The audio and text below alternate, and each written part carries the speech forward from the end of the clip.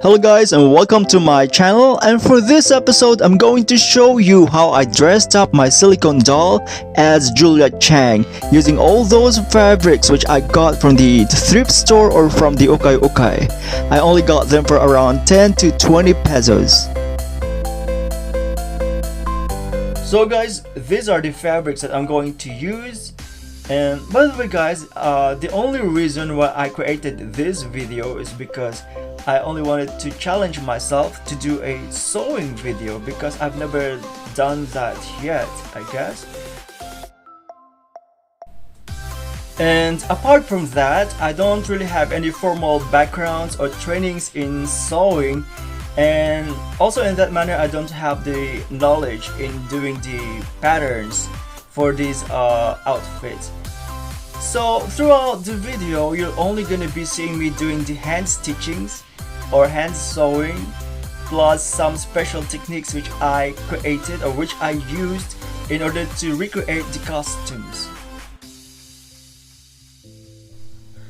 And also guys, I would like you to know that this is only for my private musings and also for my private collection.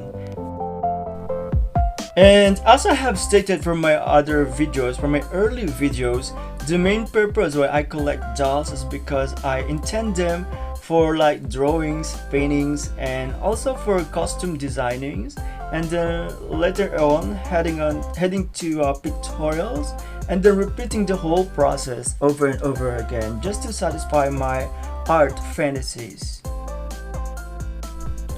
Well, as you may have seen earlier, I have already hand sewn the tube to cover her chest area. And then using a small piece of paper, I traced the pattern for that little piece of clothing that she's gonna be wearing on top of her tube. And after that, I hand stitched the edges so that the fibers won't run out.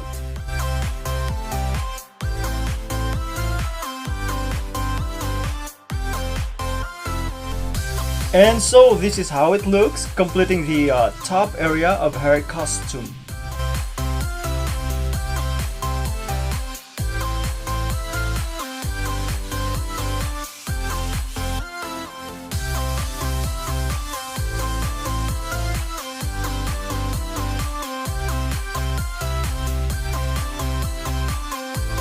And so now for her skirt, I cut a piece from my old jeans, and then I'm going to hand sew it again in order to recreate this look.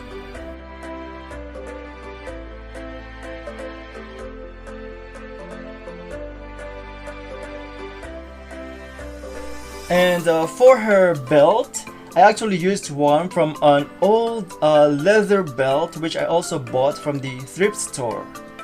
It was actually already worn out, so I just cut a strip from it and use it for her belt. Her gloves, by the way, are not leather. They are actually satin fabrics which I have kept a long time ago. And for the buckle of her belt, I actually cut a tiny piece from the rubber mat. And then I also use a hot glue stick and put some sort of dot at the center. And to color it, I use the acrylic paint in order to cover the whole area with brown.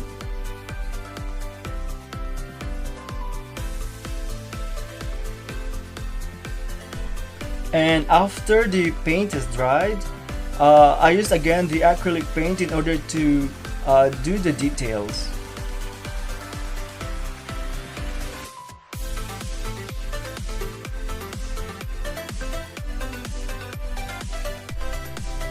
And so this is how it looks now. So these are purely paint. And now for the details of her gloves, I found this fabric with sort of some snake designs, but I'm not going to use the snake design itself, but I'd rather use the back of it because it has that suede leather look. And now I am going to do the socks. And prior to this, I actually traced the shape of her leg sidewards on a piece of paper, and then I retraced it on the fabric, which I also got from the thrift store. And again, as you can see, these were all hand sewn.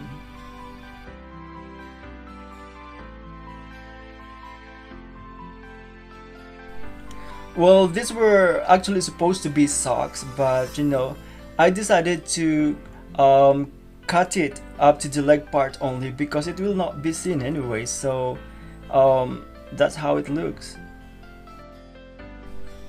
For the armband, I actually used a small strip of bond paper and copied the design using the black and silver gel pens. I attached the ends using the Elmer's glue, or using a tacky glue.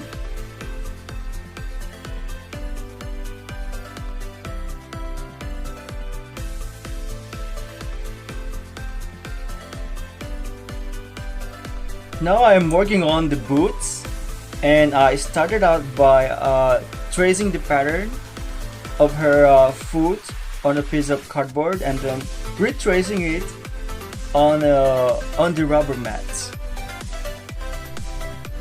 And for the body of the boots, I traced the shape of her legs sidewards. This is also how I got the shape of the socks, by doing the same thing.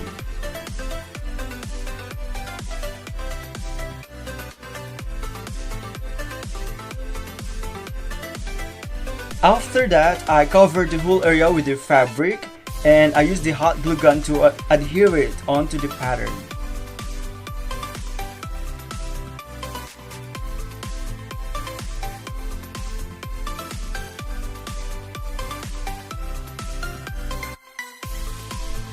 For the middle part, I actually planned to use the hot glue gun or the hot glue stick for it, but I decided to hand stitch it instead.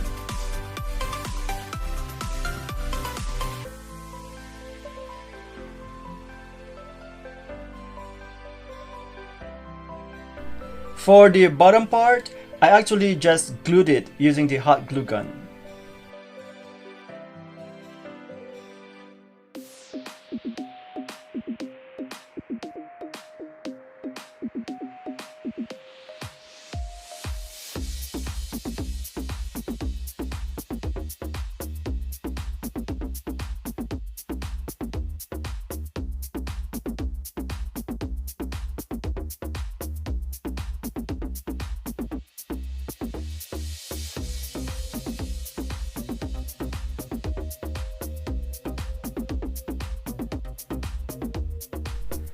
The next part is the application of the details.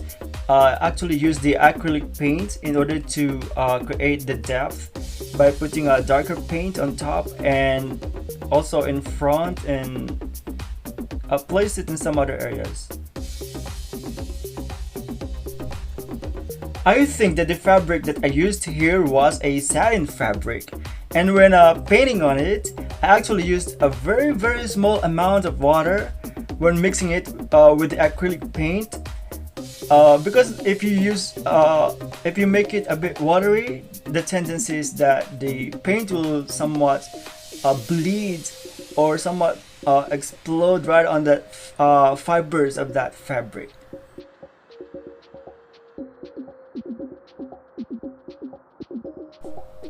The application of the details is actually one of my favorite parts when it comes to designing, because it gives depth, it gives life and appeal onto the surface of whatever you are working on.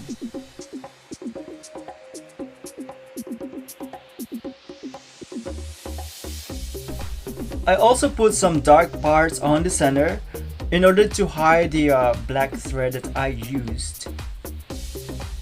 And so guys, this is how it looks, and I'm actually waiting for the paint to dry. And to save my time while waiting, I decided to paint the bottom part black in order to conceal the yellow color of the rubber mat.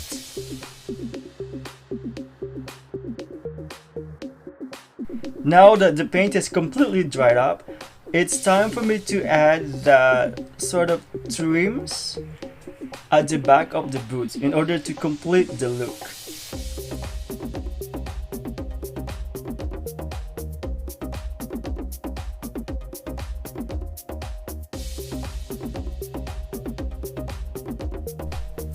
Well, since that I am not really that satisfied with the design that I created, probably because the fabrics that I used were, too dark, so I decided to put lighter colors on the background so that the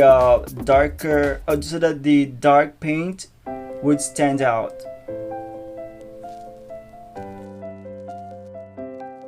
Well, you might be wondering what this is.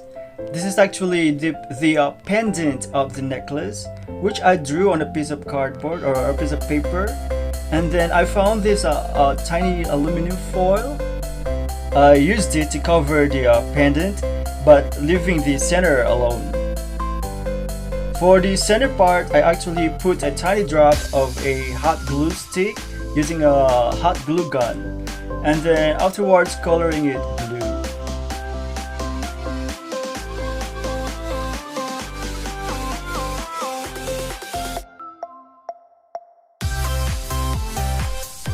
For her headband, I actually used a strip of paper which I folded into 3 parts in order to give strength to it so that it becomes sturdier or firmer.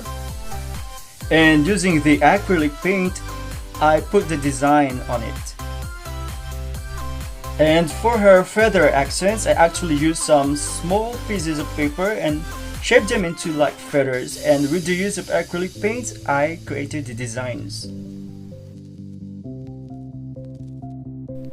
As for her earrings, I actually used a thread.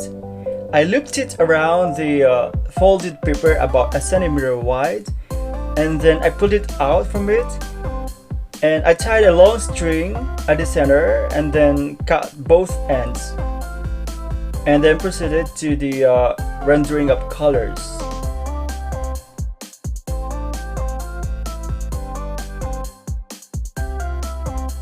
Initially, I colored it pink or dark pink, and then for the details, I put darker shades at the tip.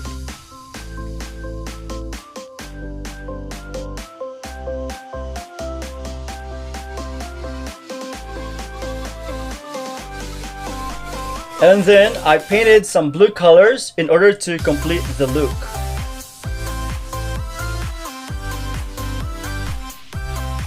Well, this is how she looks so far. She's almost finished.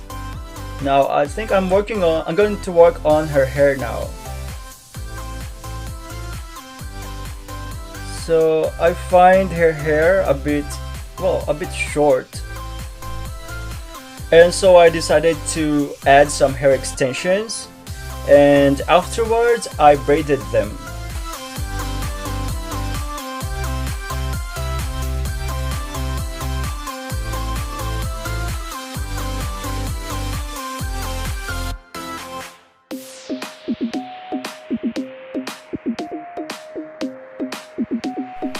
And for her hair accessories, I decided to use small strips of fabrics, and then I colored them accordingly.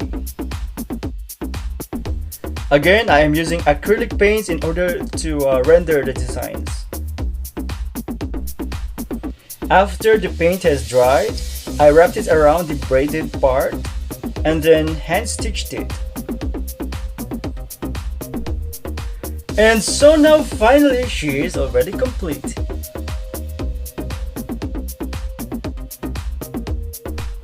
And so now guys, one of the most exciting parts which I'm much thrilled about is the photo shoot, and you're about to witness it now. Well, the location is just around our backyard, and I use my phone cam to capture the images. And later on, I transferred them into my laptop and edited them through the Photoshop.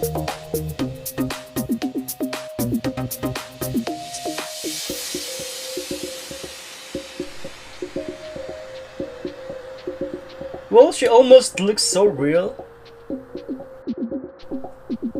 By the way guys, she is a silicone doll, and I have already featured some of my collections in my former videos in my YouTube channel. What I like most about the silicone dolls is that they look and they feel real. They are also highly poseable. They can actually imitate all of the poses that a human body can do.